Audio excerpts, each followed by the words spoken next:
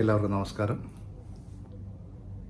വാമാമി ക്ലാസ്സിൻ്റെ ഇന്നൊരു പുതിയ വിഷയമാണ് നിങ്ങളെ പരിചയപ്പെടുത്തുന്നത്. അപ്പോൾ വിഷയത്തിലേക്ക് കടക്കുന്നതിന് മുന്നേ നിങ്ങൾ ആദ്യമായിട്ടാണ് ഈ ചാനൽ കാണുന്നതെങ്കിൽ ചാനൽ സബ്സ്ക്രൈബ് ചെയ്യാൻ മറക്കരുത്. അതുപോലെ പ്രിയപ്പെട്ടവരിലേക്ക് ഷെയർ ചെയ്യാനും മറക്കരുത്. അപ്പോൾ ഇന്നത്തെ വിഷയം എന്ന് പറഞ്ഞു കഴിഞ്ഞാൽ കുറ്റപ്പെടുത്തൽ എന്ന് പറയുന്നു. നമുക്കറിയാം, ഒരു പ്രസംഗവേദിയിൽ ഒരു വ്യക്തി പുതിയതായിട്ട് പ്രസംഗിക്കുകയാണെന്നുണ്ടെങ്കിൽ അദ്ദേഹത്തിന് ഉണ്ടാകുന്നതായ ചില പ്രശ്നങ്ങൾ തരണം ചെയ്യാൻ പറ്റുന്നതാണ്.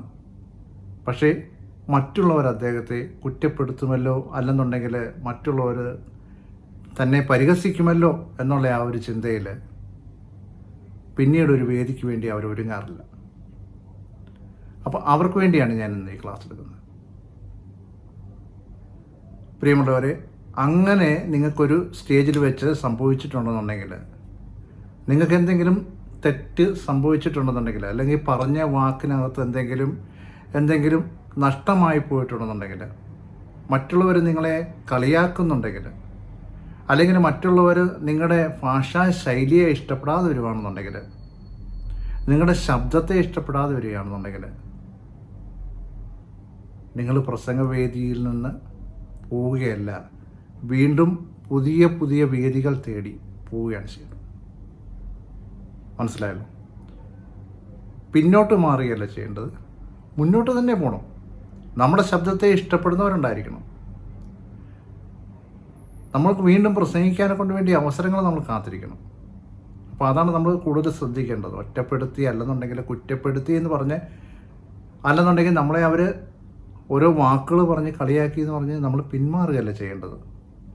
വീണ്ടും വീണ്ടും അവസരങ്ങൾ തേടിപ്പോണം. അപ്പോൾ തോറ്റുപോയി എന്ന് പറഞ്ഞ് മാറി നിൽക്കുകയല്ല. തോൽവിയിൽ നിന്നാണ് വിജയം ഉണ്ടാകുന്നത്, വിജയത്തിൽ നിന്നാണ് ഉയർച്ച ഉണ്ടാകുന്നത്. അപ്പോൾ അത് നമ്മൾ മനസ്സിലാക്കണം.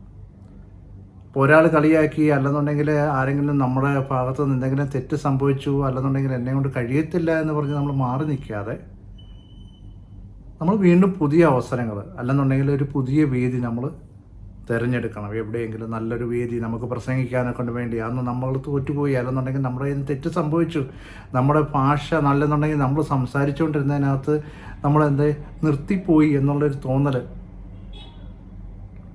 മനസ്സിലായി. നമുക്ക് അങ്ങനൊരു മനസ്സിലൊരു കുറ്റബോധം കൊണ്ട് നടന്ന് പിന്നെ നമുക്കൊരു സ്റ്റേജിലേക്ക് കയറാൻ ഭയമായിരിക്കും. അപ്പോൾ ഒരു കാര്യം മാത്രം നമ്മൾ ചിന്തിക്കുക, നമുക്ക് വീണ്ടും അവസരങ്ങളെ നോക്കുക. വീണ്ടുമുള്ള അവസരങ്ങളുടെ പിന്നാലെ, അല്ലെന്നുണ്ടെങ്കിൽ വീണ്ടും ഒരു അവസരത്തിനായി കാത്തിരിക്കുക, വീണ്ടും ഒരു അവസരത്തിന് വേണ്ടി നമ്മൾ ഒരുങ്ങുക. ആ ഒരുങ്ങുന്ന സമയത്ത് നമ്മുടെ പ്രസംഗം കുറച്ചുകൂടി നല്ലതാക്കി തീർക്കുക. പ്രിയമുള്ളവരെ, ഞാൻ പറയട്ടെ, എൻ്റെ ഒരു അനുഭവം പറയുകയാണെന്നുണ്ടെങ്കിൽ, ഞാൻ ആദ്യമായിട്ട് കയറിയ പ്രസംഗവേദിയിൽ ആളുകളെ മുന്നിൽ കണ്ടുകൊണ്ട് എനിക്കും ഉള്ളിൽ ഭയമുണ്ടായിട്ടുണ്ട്. അതുകൊണ്ട് ഞാൻ ഇടയ്ക്ക് സംസാരിച്ചത് നിന്നുപോയോ എന്നൊരു സംശയം തോന്നിയിട്ടുണ്ട്. എന്ന് വെച്ച് ഞാൻ എൻ്റെ പ്രസംഗം അവിടെ വെച്ച് നിർത്തിയില്ല. ഞാൻ വീണ്ടും പ്രസംഗത്തിലേക്ക്, അല്ലെന്നുണ്ടെങ്കിൽ മറ്റുള്ളവരോട് സംസാരിക്കാനെ കൊണ്ട് വേണ്ടി ഇറങ്ങി.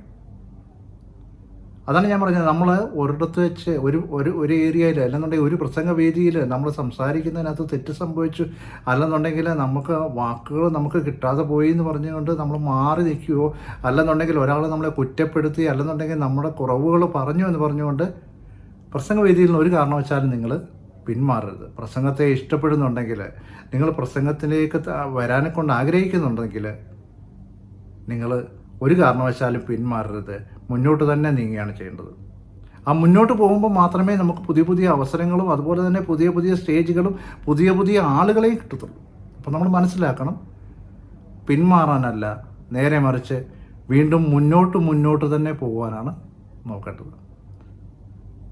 അപ്പോൾ പ്രസംഗവേദിയിൽ നമുക്കുണ്ടായ കുറവുകൾ കൊണ്ട് നമ്മൾ മാറി നിൽക്കാനല്ല, നേരെ മറിച്ച് മാറ്റപ്പെട്ടെടുത്തു നിന്ന് ഒരു മുൻ കരുതൽ, ഒരു പ്രതീക്ഷയോടുകൂടി നമ്മൾ പുതിയ വേദികളിലേക്ക് എത്തണം എന്ന് പറഞ്ഞുകൊണ്ട് പുതിയ പ്രാസംഗികർക്ക് വേണ്ടി ഞാൻ എൻ്റെ വാക്കുകളെ നിർത്തുന്നു. സ്നേഹത്തോടെ, വിജി തോമസ്.